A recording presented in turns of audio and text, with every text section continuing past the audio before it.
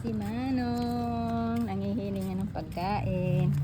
So, bibigyan ko si Manong ng ayan. Okay. Ito, pancit canton yan, okay? Nilalagyan dyan sa itlog. Wala kasi akong plastic na ano eh.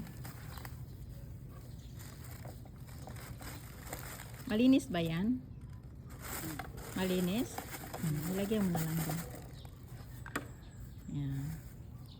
Tapos kunin mo itong itlog.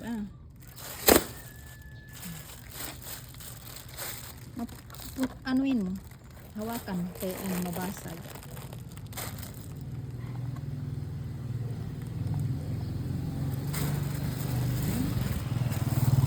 Yung 50, ibili mo ng ano. Kung anong gusto mo. Oh. Salamat.